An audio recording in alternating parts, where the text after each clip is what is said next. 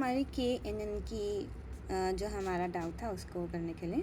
So in this में notice कि जो KNN है वो एक ऐसा मेथड है जिससे हम जो डाटा की मिसिंग वैल्यूज़ हैं उनको सिमिलर डाटा पॉइंट की वैल्यू से फिल कर सकते हैं, ठीक है।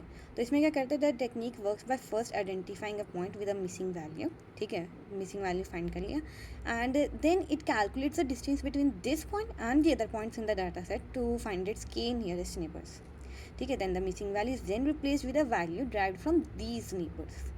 टिपिकली मीन और मीडियन यूज़ करते हैं। मोड भी हो सकता है कैटेगोरिकल के लिए।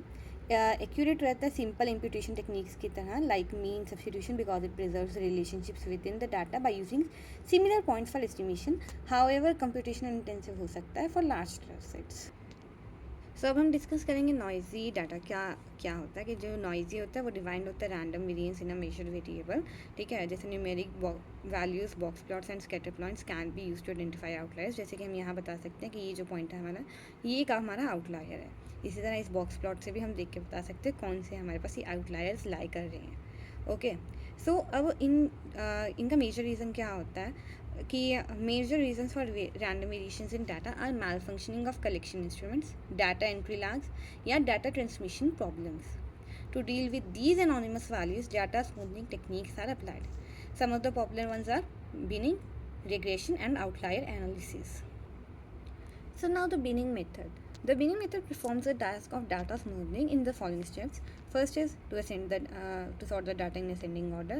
Then we have to calculate the number of bins, and then we have to partition them equally, and then we have to perform obviously the smoothing using three methods like bin means, bin boundaries and bin median. Most likely same to same as central tendency something. So like we have this example, let's solve this to get to know more about it. So this we have example, then we sorted it in the ascending order, then we calculated the bin size, okay, and we calculated the bin size by maximum value minus minimum value upon data size, okay. So bin size max value minus min value upon data size. Cool. So that was that, okay.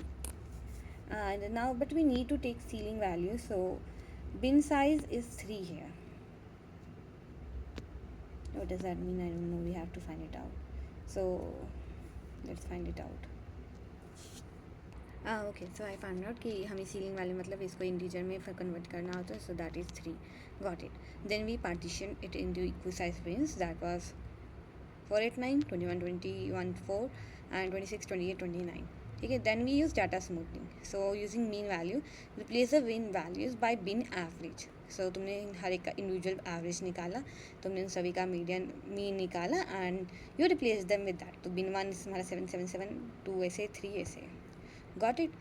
Now using boundary values, replace the bin size by closest boundary of the corresponding bin. ठीक है. तो हमारे पास जैसे ये चीज़ दी हुई थी, तो what did you do was,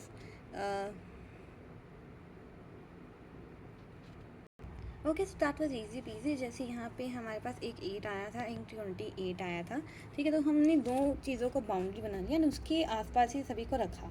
तो बस हमने यहाँ पे बाउंड्री वैल्यूज़ के अंदर वही किया है. एंड मीडियन वैल्यूज़ हमें पता ही है कि हर एक का मीडियन निकाल के फिर उससे रिप्लेस कर दिया, ठीक है. तो बस इससे बाउंड्री वैल्यूज रिमेन अनचेंज्ड इन बाउंड्री मेथड. तो बस इससे तुम्हारा डाटा स्मूथ हो गया और क्या हो गया, ठीक है. Then we do outlier analysis. And outlier is an object that deviate significantly from the rest of the objects. पता है हमें that can be caused by measurement or execution error. Obviously error हुआ होगा. The analysis of outlier data is referred to as outlier analysis or outlier mining. The analysis of outlier data is referred to as outlier analysis या outlier mining.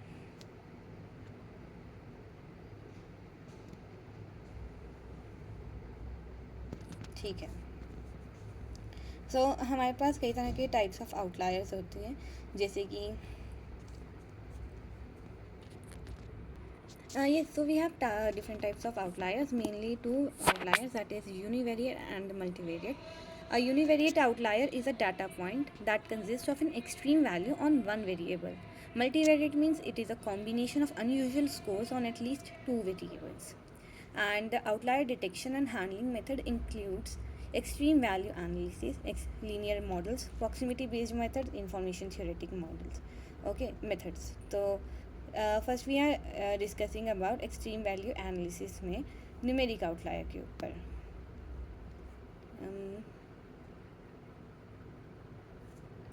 Okay, so you are just detecting it, ठीक है।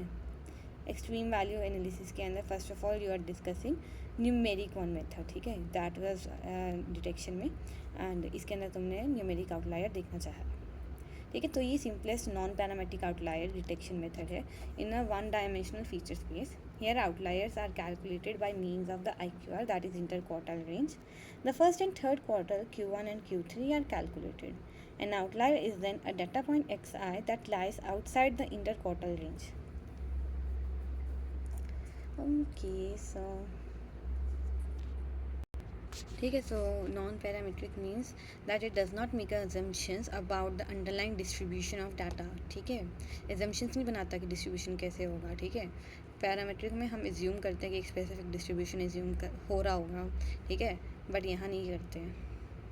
सो ठीक है, outliers हमने यहाँ बता दिया कि कैलकुलेटेड होते हैं इंटरक्वार्टल रेंज से, मेनली Q1 एंड Q3 होते हैं। An outlier is then a data point xi that lies outside the interquartile range, ठीक है। तो तुमने ये चीज़ें नोट करनी होगी एंड फिर उसे कर लेंगे। तो जैसे यहाँ पे एग्जांपल दे रखी है, assume the data 62154350 if these values represent the number of chapatis eaten in lunch then 50 is clearly an outlier, ठीक है। 25 percentile of the data is true, 54 है, 75 6 है।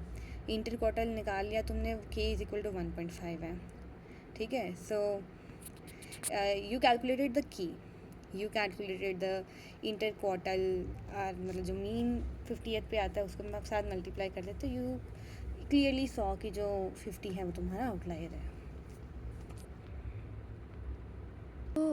So this was all about numeric outlier, जिसके अंदर हमने पता है कि जो अब इंटरक्वार्टाइल रेंज होगा Q3 माइनस Q1 होगा, ज़रूरी नहीं वो Q2 ही हो, and k greater than equal to 0 लेना, यानी कि जो हमने यहाँ 1.5 लिया था वो रैंडम लिया था। Cool. So next part, another sub part of extreme value analysis is Z score, ठीक है। ये पैरामीट्रिक आउटलायर डिटेक्शन है, मतलब जो इसकी वैल्यूज़ होती हैं वो यूजुअली हम एक डिस्ट्रीब्यूशन की तरह मान के चल रहे हैं कि लाइक एक स्पेसिफिक डिस्ट्रीब्यूशन होगा, जैसे कि हमने एक वो ऐसे वाला क्या कहते हैं बेल शेप्ड डिस्ट्रीब्यूशन देखा होता है। So that was like Z। तो Z स्कोर एक पैरामीट्रिक आउटलायर डिटेक्शन मेथड है जिसमें वन या उससे कम डायमेंशनल फीचर स्पेस होगी, ठीक है। This technique assumes a Gaussian distribution of data, ठीक है। The outliers are the data points that are in the tails of distribution and therefore far from the mean. How far depends on the set of threshold ZTHR for the normalized data point Zi, calculated with the formula Zi is equal to xi minus mu by sigma, where xi is data point, mu is the mean of all xi, and is the standard deviation of all xi. Sigma लिखना था, sigma is the standard deviation of all xi. An outlier is the normalized data point which has an absolute value greater than ZTHR. इसका यहाँ कोई example नहीं दी हुई, but हम देखेंगे, ठीक है। Commonly use ZTHR values are 2.53 and 3.5, ठीक है। तो ये देख लिया हमने। फिर जो बाकी बचे हुए आउटलायर एनालिसिस है वो कर रहे हैं हम, that is like linear proximity and information theoretic models.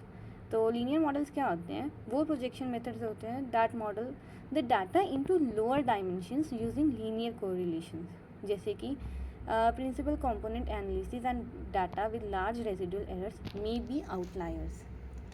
And proximity based models में we say कि data instances that are isolated from the mass of the data as determined by cluster density or nearest neighbor analysis, ठीक है। तो वापस आते हैं कि Z score होता क्या है। तो Z स्कोर एक ऐसा पैरामेट्रिक आउटलायर डिटेक्शन मेथड होता है जिसमें वन और लो डायमेंशनल फीचर स्पेस होता है, ठीक है। डायमेंशनल मतलब जैसे कि लो के अंदर क्या होता है कि जिसके अंदर स्मॉल नंबर ऑफ फीचर्स होते हैं, तो इसके अंदर हम कर ही स्मॉल फीचर्स की बात करें, ठीक है। वन और लो डायमेंशनल फीचर स्पेस, ठीक है, कि जिसके अंदर फीचर्स कम हो, जैसे कि अगर तुम फीचर्स ले लो कुछ जैसे एज हाइट वेट, तो ये 3 फीचर्स हो गए, ठीक है।